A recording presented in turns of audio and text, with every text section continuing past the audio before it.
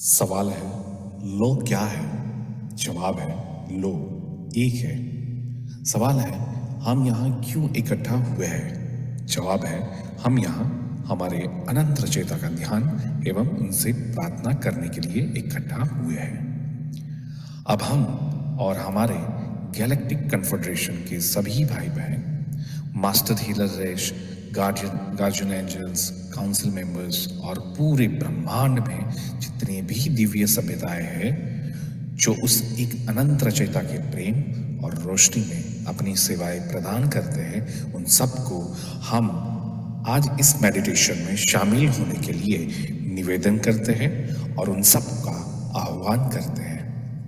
आज हम सब मिलकर जितने भी लोग आज मेडिटेशन कर रहे हैं उनको, उनके परिवार को और सभी सदस्यों को और वो सभी परिजनों को जिन्हें वो प्रोटेक्ट करना चाहते हैं, उन सबको हम अनंत रचयिता के प्रेम और रोशनी से शुद्ध करते हैं और उस सभी लोगों के आसपास और उनके घरों के आसपास उस अनंत रचयिता के प्रेम और रोशनी का एक बहुत बड़ा सुरक्षा घेरा बनाते हैं, जिसमें किसी भी प्रकार के विचार या व्यक्ति जो सिर्फ खुद की सेवा में कार्यरत हो, उन सभी व्यक्ति या विचारों को इस घेरे में आने से बिल्कुल प्रतिबंधित करते हैं, क्योंकि लो एक है।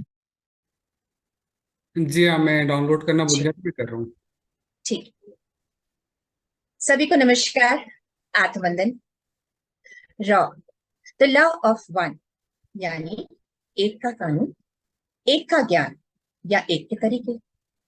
दोस्तों, रॉ मटेरियल में दी गई जानकारी, सूचनाएं को आप मान भी सकते हैं और आप इसको सिरे से खारिज भी कर सकते हैं। मानना ना मानना आपकी फ्री विल है। मैं तो सिर्फ ये मटेरियल पढ़ रही हूँ। रॉ मटेरियल को किसी भी भाषा में ट्रांसलेट करके हम दूसरे लोगों तक पहुंचा सकते हैं, लेकिन अपने स्वार्थ के लिए अगर इस मटेरियल को यूज किया तो हम खुद जिम्मेदार हैं। चलिए दोस्तों, आज का सत्र हम शुरू करते हैं। सत्र 36 और रिकॉर्ड का दिन मार्च 10, 1981। जैसे कि राह कहते हैं, हम राह हैं। हम आपका स्वागत एक अनंत रचयिता के प्रेम और रोशनी में करते हैं। अब हम संवाद करते हैं।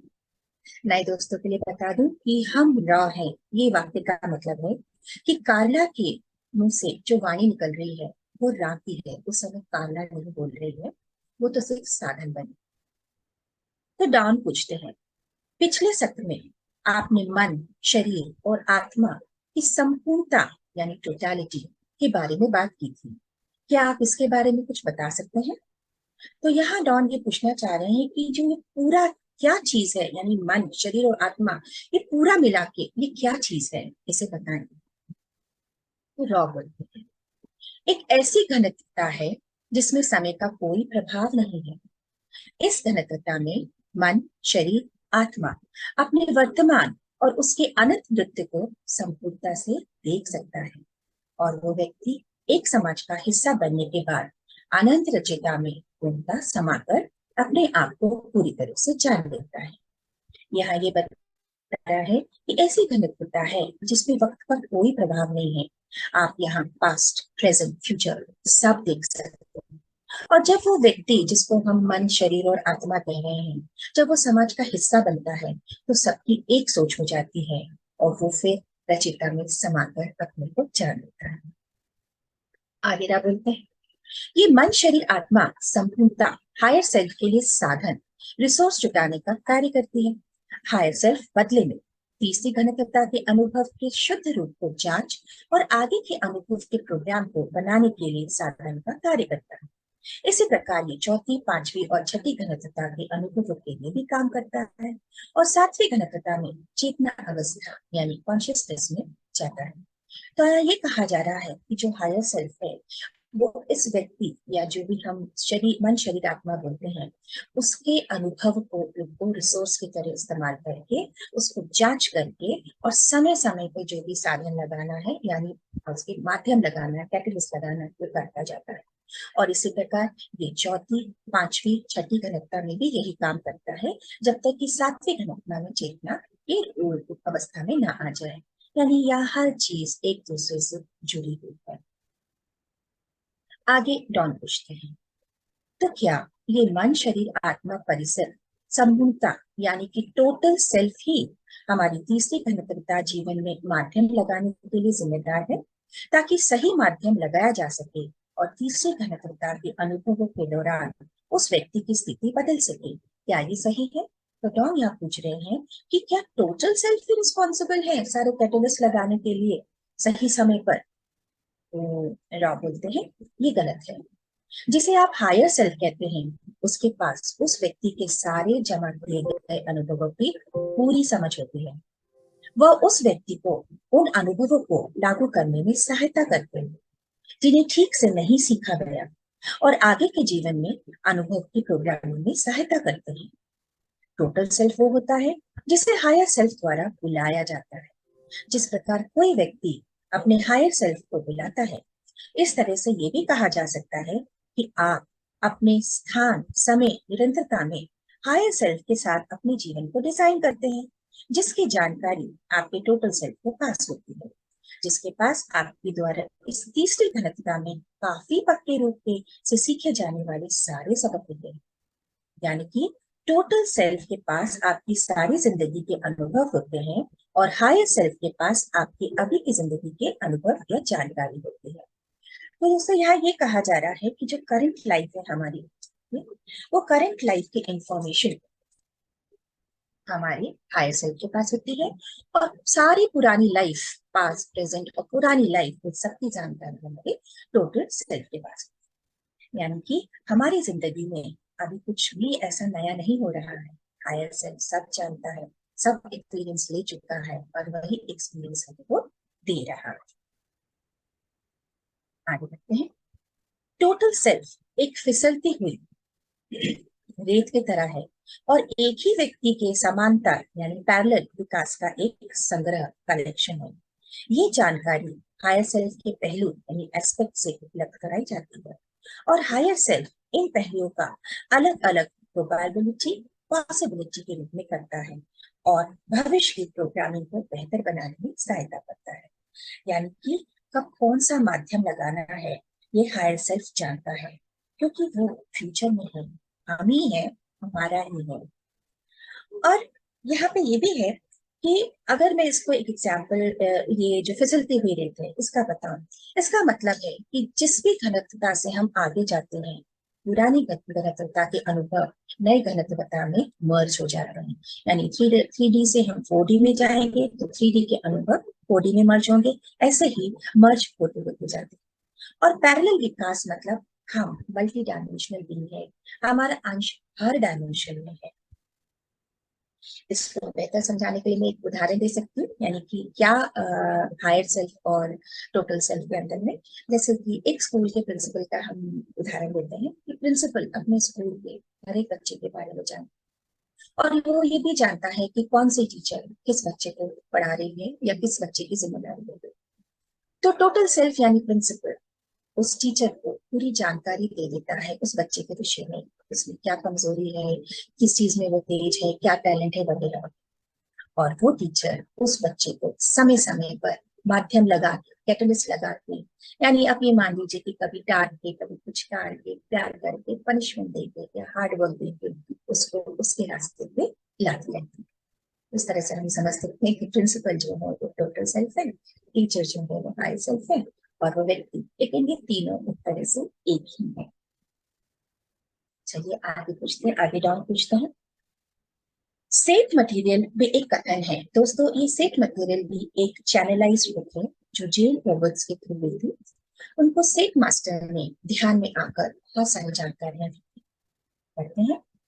सेठ कहते हैं कि यहाँ पृथ्वी पर प्रत्येक व्यक्ति एक हायर सेल्फ या ओवर सोल का एक रूप है या हिस्सा है, जिसके कई रूप या हिस्सा कई घनत्वताओं में है, जिनमें से सभी सबक सीखते हैं और जो हायर सेल्फ को संतुलित तरीके से प्रगति करने में सक्षम बनाते हैं।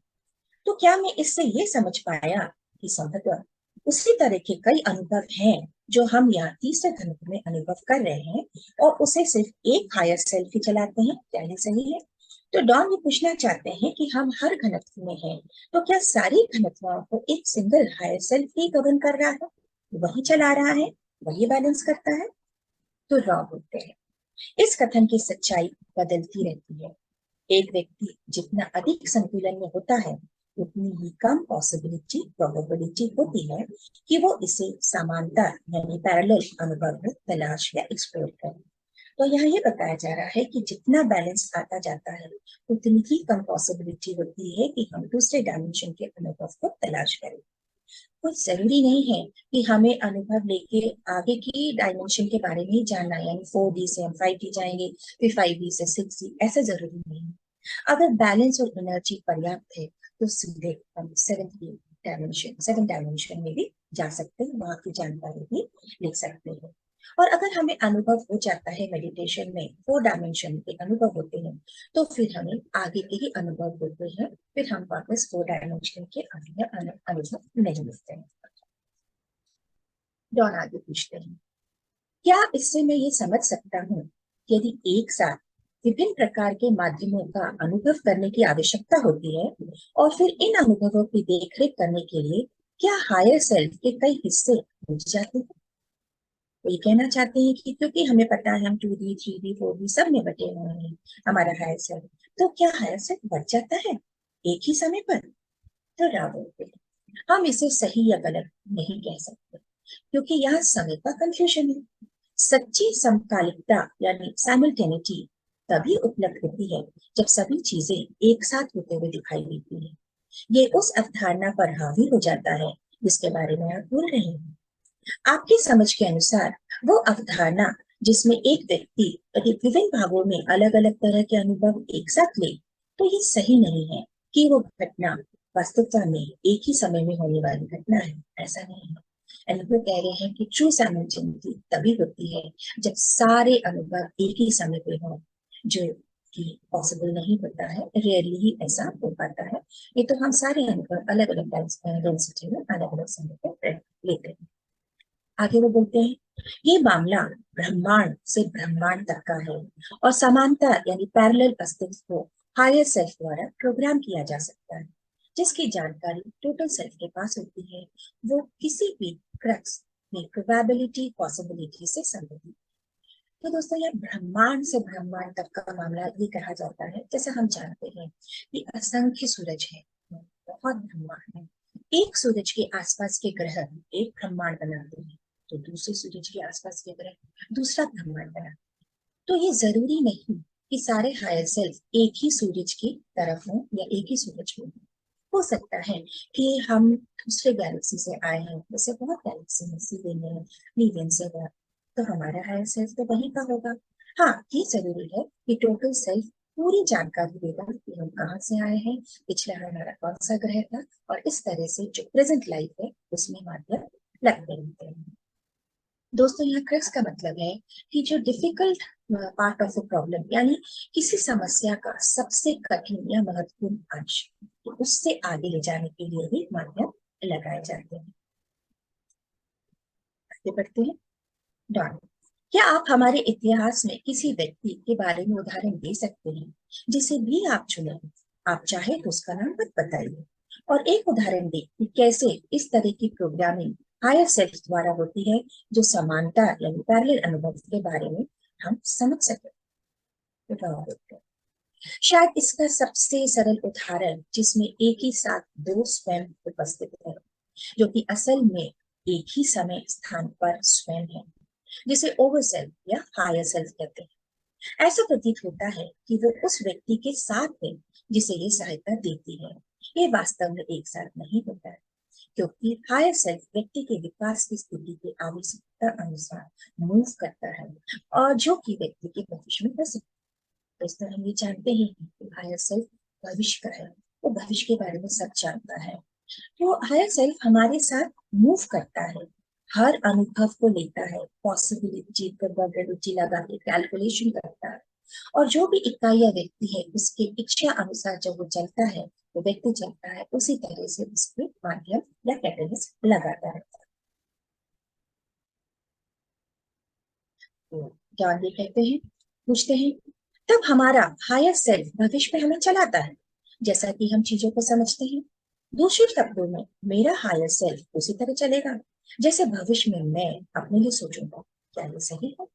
रा बोलते हैं, आपके स्थान समय के दृष्टिकोण से ये सही है। यानी 3D के दृष्टिकोण से देखें तो हमारे अभी की सोच हमारे हर गणितता में चेंज ला रही है, इम्पैक्ट पड़ रहा है।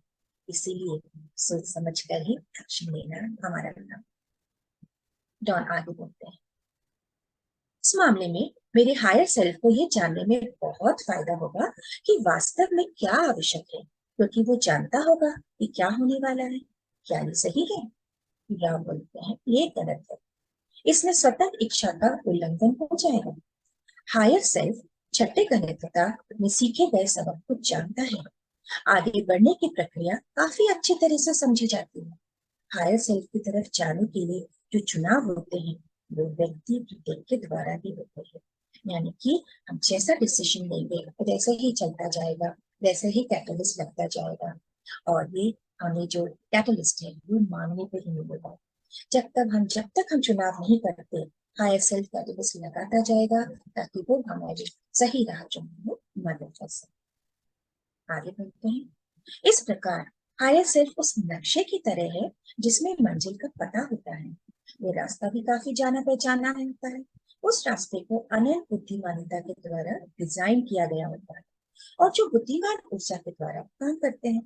हालांकि हायर सेल्फ उतना ही प्रोग्राम कर सकता है जिसमें सिर्फ सबक सीखे जाएं, और यदि वो चाहे तो कुछ पहले से चली आ रही सीमाओं को भी लगा सकता है। बाकी पूरी तरह से हर व्यक्ति की स्वतंत्र इच्छा है, वहां जाने और अनजाने दोनों के बीच में पूर्ण संतुलन है। यानी हायर सेल्फ हमारी उतनी ही मदद करेगा या उतनी ही कैटलिस्ट लगाएगा जितना हम झेल सकते हैं, और डिसीजन पे ही आगे की राह डिपेंड करती है। हम जो कर रहे हैं वो या तो घट चुका है, या होने वाला है, या हो रहा है, और ये अलग अलग कंडीशन में अलग अलग समय। तो आप पूछते हैं, इस अवधारणाओं के साथ इतनी परेशानी होने के लिए मुझे खेद है, लेकिन मुझे यकीन है कि हमारी समझ और भाषा में अनुवाद करना काफी कठिन है और मेरे कुछ प्रश्न बेतुके हो सकते हैं। लेकिन क्या इस हायर सेल्फ के पास शरीर है? हमारे शरीर जैसे किसी प्रकार का वाहन है? क्या इसका कोई शारीरिक परिसर है? तो राह बोलते हैं, हाँ ये सही है, यानी कि इसका एक शरीर है। लेकिन दोस्तों वो एक एडवांस लेवल का शरीर होता है, लाइक एनर्जी बॉडी हम कह सकते हैं। तो हायर सेल्फ वो है जो छठी घनत्वता के काफी उच्च स्तर पर है, यानी टुवर्ड्स एंड है, और सातवीं घनत्वता में जाने वाले हैं। सातवीं घनत्वता में अच्छी तरह से प्रवेश करने के बाद व्यक्ति पूरी तरह से टोटल सेल्फ बन जाता है। हम ये कह सकते हैं कि इंडिगो लाइट बॉडी बन जाता है। वहां वो आध्यात्मिक ज्ञान इकट्ठा करना शुरू कर देता है, और जब सिक्स डी के आपकी बोल सकते हैं ज्यादा ज्ञान हो जाए तो दूसरों का हायर सेल्फ भी होता है, और इस प्रकार पीछे की ओर देखना उस बिंदु पर समाप्त हो जाता है। अभिषेक जी वो पिक लगाएंगे, वो थोड़ा सा उससे एक बार एक्सप्लेन कर दो। जी हाँ, मैं शेयर।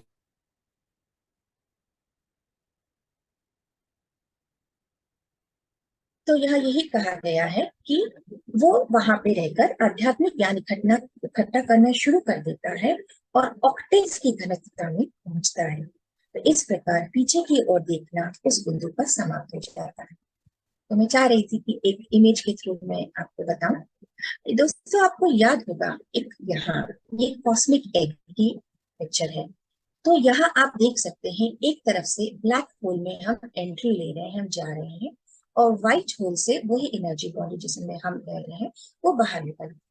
तो इन दोनों की जो बीच का जगह है जहाँ ब्लैक होल खत्म हो रहा है और व्हाइट होल शुरू हो रहा है, तो वही वो जगह है जहां पर पीछे देखना समाप्त हो जाता है, यानी पीछे की सारी जिंदगी एक्सपीरियंस समाप्त हो जाती है, और व्हाइट होल से निकल के हम नए ग्रह नई गैलेक्सी में जन्म लेते हैं और फिर से अनुभव का चक्र शुरू होता है। धन्यवाद अभिषेक जी। अगला प्रश्न डॉन करते हैं, क्या प्रत्येक व्यक्ति का हायर सेल्फ छठे गणितता की प्रकृति का होता है? तो डॉन कहते हैं हाँ ये सही है। यह खुद का खुद के प्रति कर्तव्य सम्मान होता है, जब कोई छठे घनत्वता से सातवीं घनत्वता की ओर बढ़ता है, यानी ये अपने ऊपर काम करते हुए 7 डायमेंशन में ले जाता है, यानी लोगों के पास जो हम पहले जा चुके। अगला प्रश्न टॉम पूछती है, मुझे ये निश्चित कर लेने दीजिए कि मैं ये समझ पाया हूँ। हमने कई लोगों के बारे में बात की है। उदाहरण के तौर पर पिछले सत्र में हमने जॉर्ज पैटन की बात की थी। दोस्तों, जॉर्ज पैटन वही है जिनके बारे में हमने पढ़ा था पिछले सत्र में, मेजर जनरल आर्मी। जब जॉर्ज पैटन के जन्म करीब 40 वर्ष पहले हुआ था, तब उसका हायर सेल्फ छठे घनत्व में था। क्या ये सही है? बोलते हैं हाँ, ये सही। हम इस समय ये ध्यान देना चाहते हैं कि हर व्यक्ति के पास कई लोग होते हैं जिसे वो आंतरिक समर्थन के लिए बुला सकते हैं। इनमें से कोई भी एक व्यक्ति द्वारा टोटल सेल्फ के रूप में लिया जा सकता है। बहरहाल मामला ये नहीं था, यानी जॉर्ज ने मांगा ही नहीं, कोई गाइडेंस ली ही नहीं। टोटल सेल्फ जो भी समझदारी में हो रहा है उसका अस्पष्ट संग्रह करता है, तथा हायर सेल्फ टोटल सेल्फ का हिस्सा या मैनिफेस्टेशन होता है, जो कि किसी भी व्यक्ति के पूर्ण जन्म के चक्र में देहमुक्त डिस्कार्नेट हिस्से के दौरान भी संवाद कर सकते हैं, और जब सही रास्ते या चैनल के द्वारा दिमाग की जड़ें खुल जाएं, तो जीवन के दौरान भी व्यक्ति के साथ संवाद कर सकते हैं। यानी कि हायर सेल्फ जिंदा रहते हुए और मरने के बाद भी व्यक्ति के साथ बातचीत करके उनके माध्यम से दे सकते हैं। यहाँ ये कहा जा रहा है, जड़ें खुलना यानी मेडिटेशन से या किसी हायर एनर्जी के प्रभाव में आने से जब ये जड़ें खुल जाती हैं, तो जहां झुकाव होना शुरू होता है, वही पूरी तरह से झुकाव हो जाता है, यानी या तो सर्विस टू अदर्स या सर्विस टू सेल्फ। यहाँ पे एक और चीज मैं बोलना चाहती हूँ, वेल ऑफ फॉरगिवनेस। जब कोई भी व्यक्ति जन्म लेता है किसी भी ग्रह पर, तो उसकी पुरानी यादें मिट जाती है, उस पे वेल ऑफ फॉरगिवनेस लग जाती है। लेकिन ये जो भूलने का पर्दा भी इसे बोला जाता है, लेकिन अगर वो भूलने का पर्दा तोड़ दिया जाए, तो एक ही जीवन में सारे एक्सपीरियंस, सारे माध्यम कैटलिस्ट लगा के सारे एक्सपीरियंस ले सकते हैं। आगे देखते हैं। तो फिर ये चैनल्स ध्यान द्वारा खुल जाएगी, और मैं अनुमान लगा रहा हूं कि एक तीव्र ध्रुवीकरण इसमें मदद करेगा। क्या ये सही है? तो क्या बोलते हैं, ये आंशिक रूप से सही है। ये जरूरी नहीं है कि तीव्र रूप से व्यक्ति के ध्रुवीकरण विकसित हो जाए। यदि इच्छा या आवश्यकता है तो ही हायर सेल्फ से संपर्क हो जाता है। जीवन के अनुभव का हर रास्ता अनोखा होता है। हालांकि ध्रुवीकरण को देखते हुए इच्छा शक्ति बहुत बढ़ जाती है, और इच्छा शक्ति से ध्रुवीकरण बढ़ता है। हम ये कहना चाह रहे हैं कि मेडिटेशन और सर्विस टू अदर्स करने से स्पीड बढ़ती है, इच्छा जागृत होती है, और हम फाइनली एक तरफ झुकाव ले लेते हैं, या तो वो होगा सर्विस टू अदर्स या होगा सर्विस टू सेल्फ। दोस्तों, आज ये सब यही रखते हैं, काफी लंबा है, कल इसकी आगे की जानकारी देंगे। तो मैं आप सबको अनंत रचिता के प्रेम, प्रकाश, शांति और शक्ति के घेरे में छोड़ती हूँ। आदि में मेरे दोस्तों, मुझे सुनने के लिए धन्यवाद।